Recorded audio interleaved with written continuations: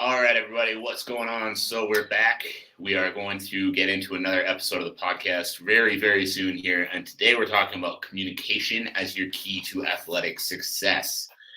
Now, there are a lot of reasons why I wanted to bring this one to you guys, but before we get into it, as always, make sure you are dropping a comment to let me know you're here, whether you're here live or whether you are coming back on the replay. Let me know that you're here. Let me know that you're watching.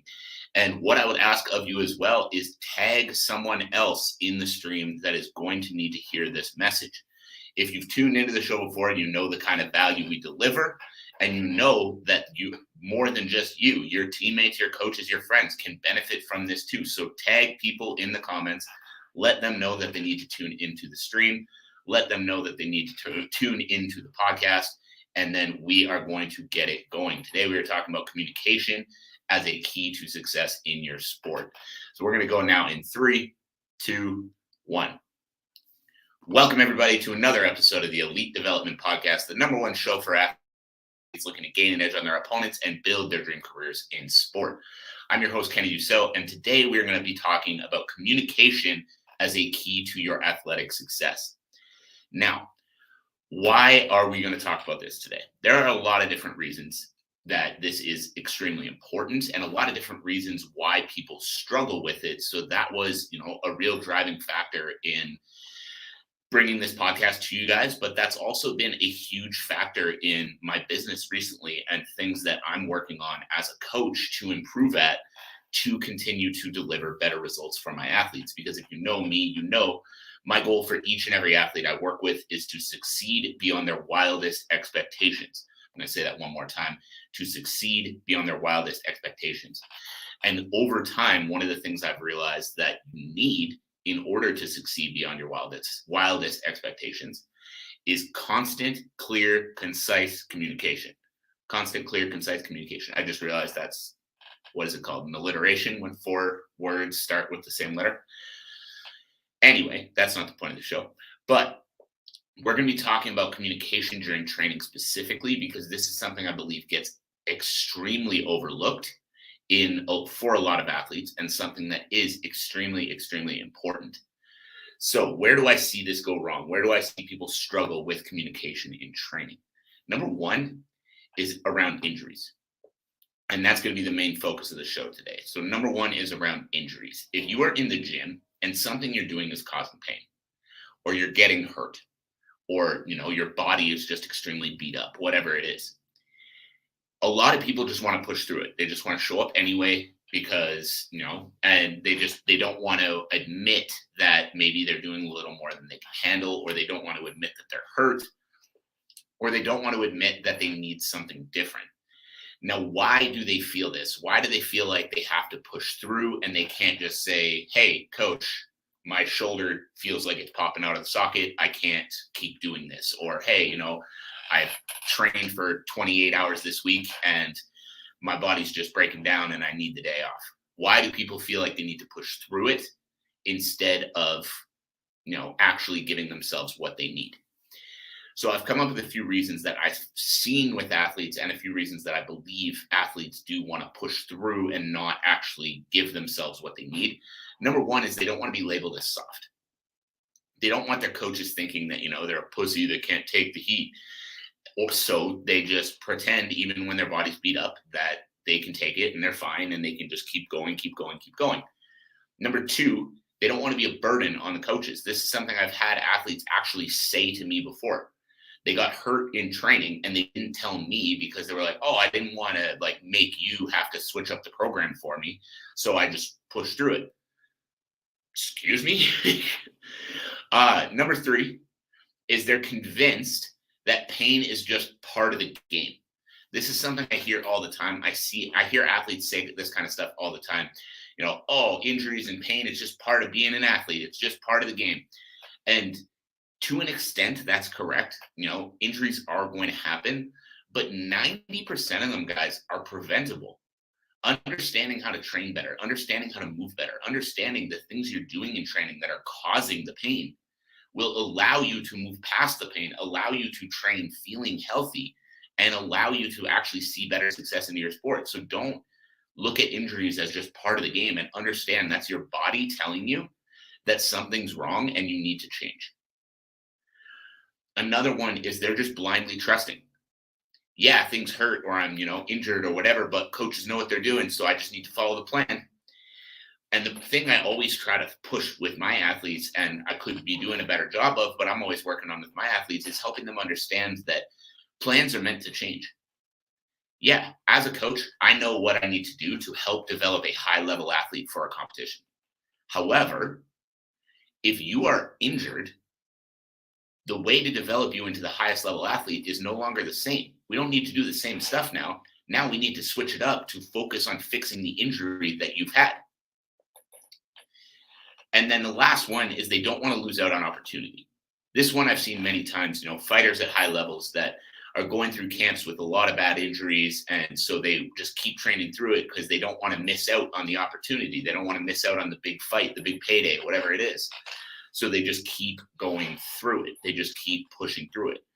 So we're going to break all of these points down very quickly, just so I can hammer through some common fucking sense into some of your heads, hopefully, if you are somebody who just pushes through injuries all the time and doesn't properly address them.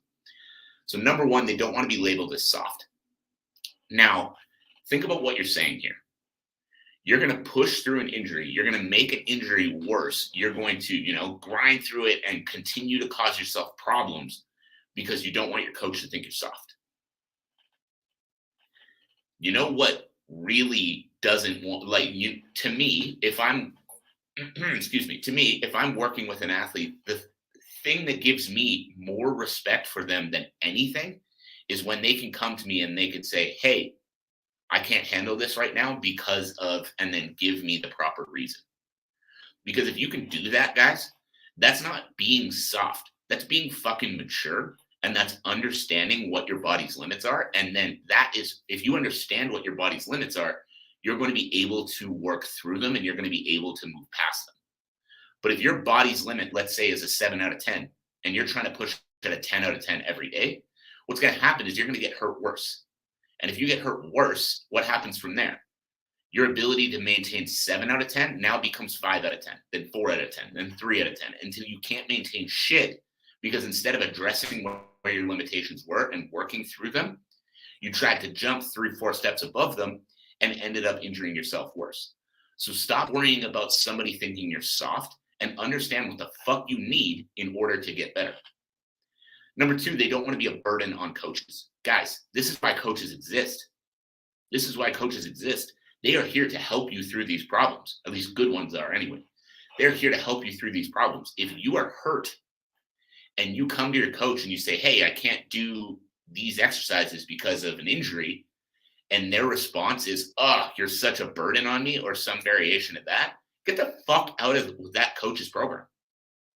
Because that coach does not deserve to be a coach, let alone to be your coach.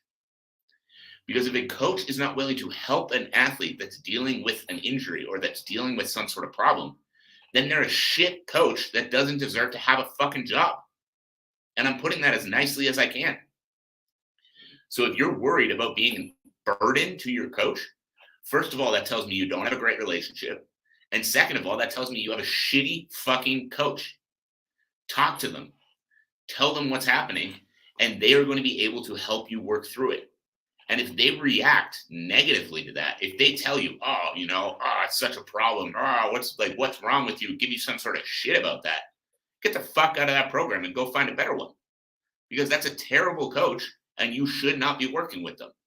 Your success in your career is up to you, and you need to find the right people in your corner to be able to maximize that success.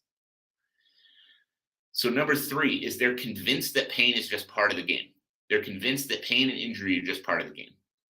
So if you're sitting here and you're saying, oh, I'm just going to work through this injury because, it's part of the game and I just need to learn to deal with it, I want to break that down for you. Number one, there are times where working through some pain is part of the game. If you're sore from a session you did yesterday, things don't really feel great, but you can get yourself warmed up and then you feel okay. Yeah, keep training, work through it.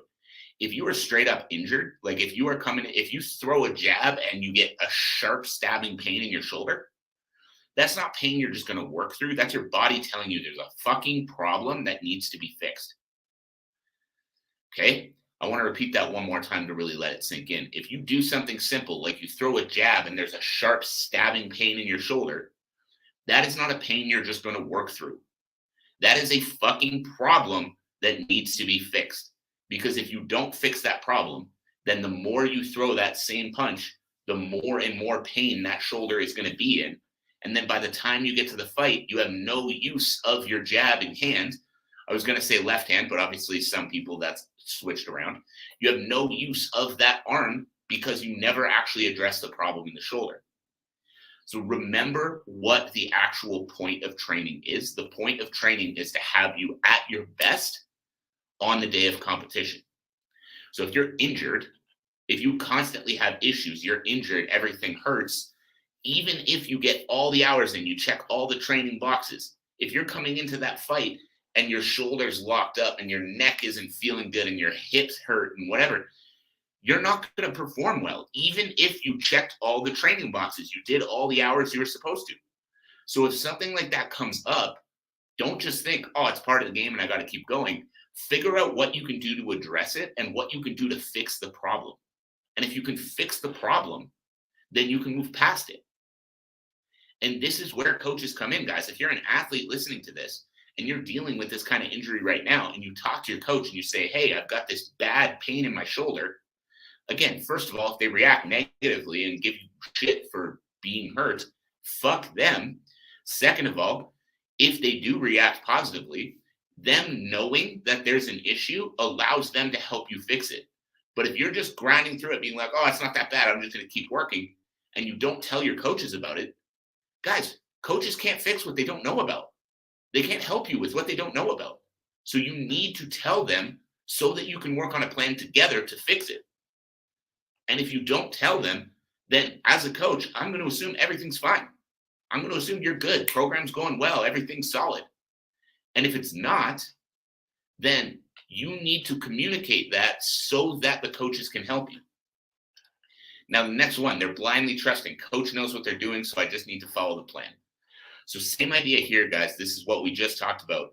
If you are not telling your coach that there's something wrong, you're not telling your coach that, every time you throw your left high kick, your hip snaps and it causes a sharp shooting pain down your whole leg, then they're going to keep getting you to throw that left high kick.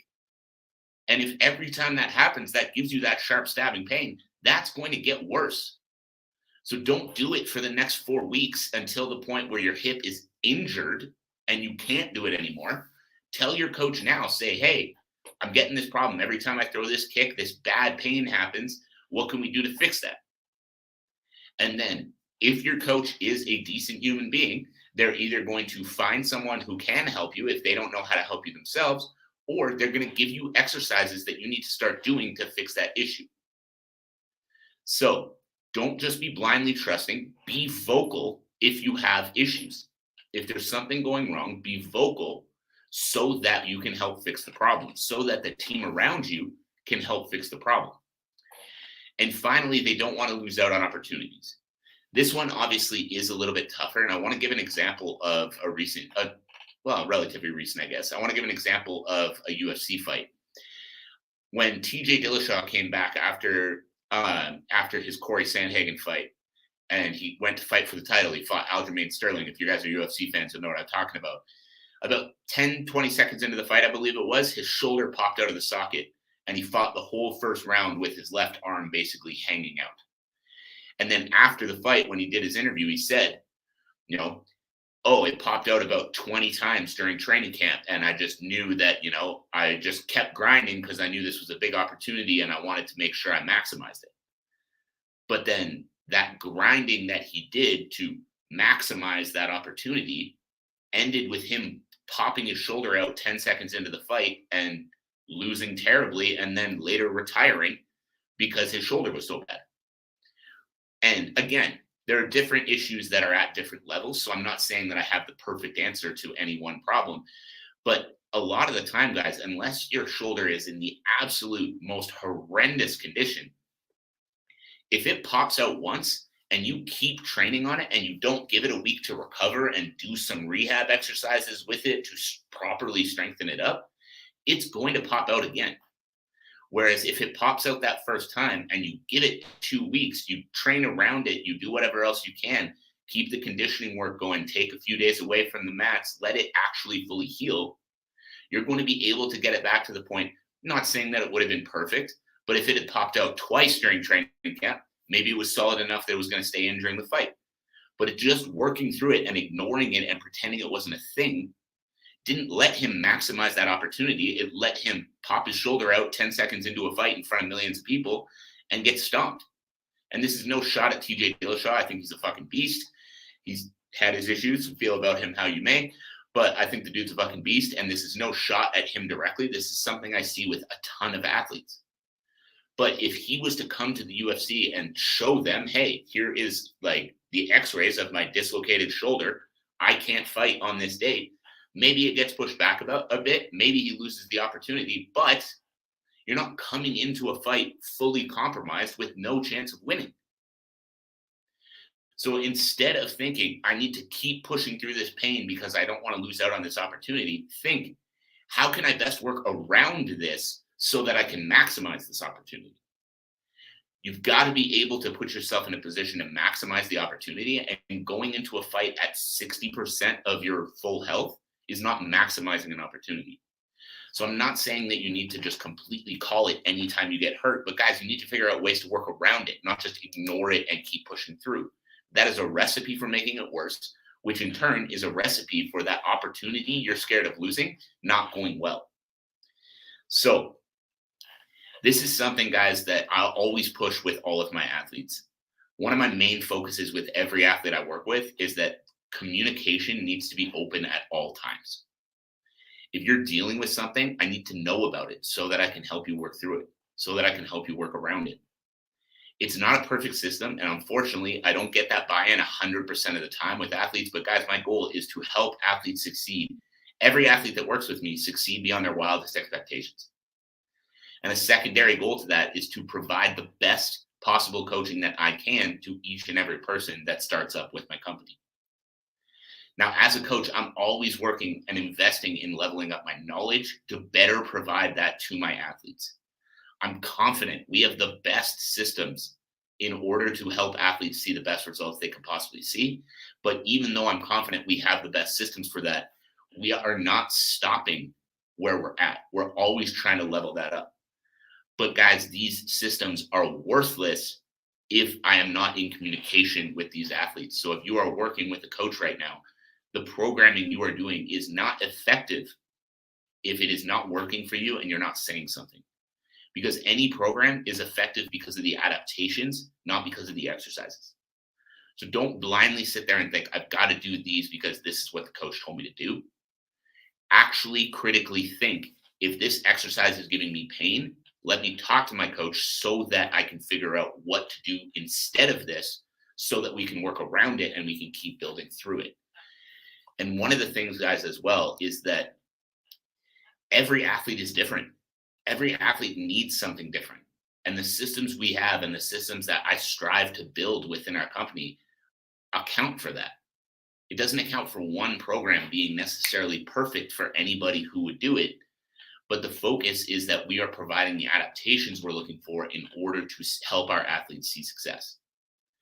And the key to your success is communication.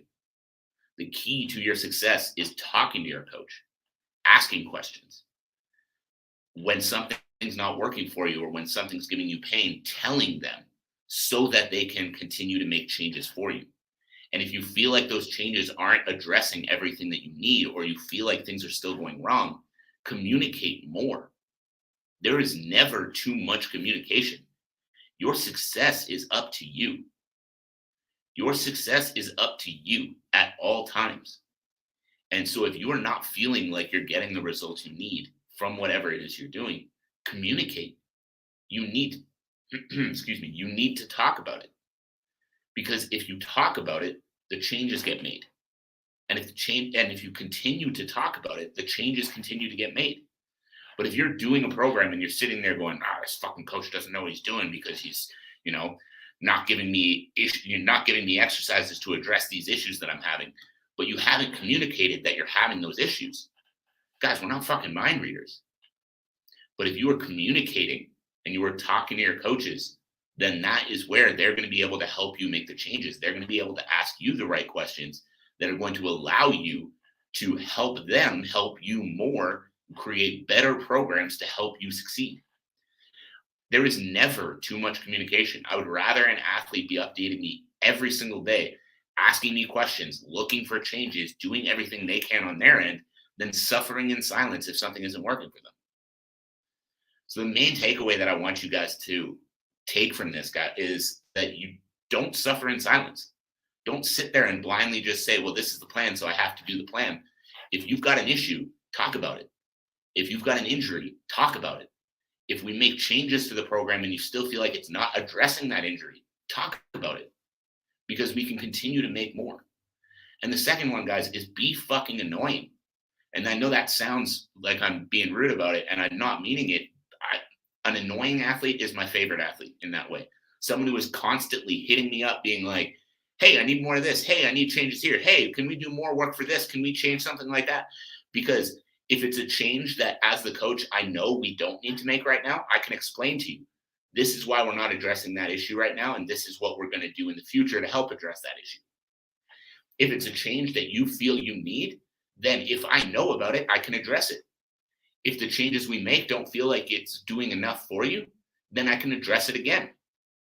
So remember, and this is one of my mentor's favorite quotes, closed mouths don't get fed. If you are sitting in silence, if you are suffering in silence, if you are just saying, this is the plan, so I got to follow it, even though it's causing issues for you, that's not a way that you're going to improve. But if you're able to take that problem, bring it to the attention of the coaches you're working with, and then help them help you work through it, that is how you're going to get the results you want. Be loud and make sure the issue gets addressed. And continue to be loud, because that is the way that you get what you need. So as a coach for myself, I know I'm here to do everything that I can for every single athlete that I work with. But as the athlete, you guys need to be doing that as well. You guys need to be taking accountability and taking responsibility for your success so that you can help us help you. So if you're out there right now and you're suffering in silence in your program, you're doing something that is causing you pain and you're just biting down and doing it anyway because that's what you think you're supposed to do, stop. Bring that to your coach's attention. Have that discussion with them, because communication is key to your success. You are ultimately responsible for your own success. We as coaches have the tools to serve you, but we can't serve you if we don't know what you need. So thank you for listening. I appreciate everybody who tuned in. That is it. That is all. I hope you guys took something away from this, and I hope you guys are understanding of the accountability you need to take for your own success. I wish you all nothing but the absolute best moving forward in your journeys. We'll be back on here tomorrow talking about something else. However, in the meantime, if you got some value from this episode, I would love to hear what it is. So drop me a message back. Let me know what it is you were able to take away, what it is you can apply to your own training or to your own career right now. And as always, that is it. That is all. And I was looking forward to talking to you all again soon.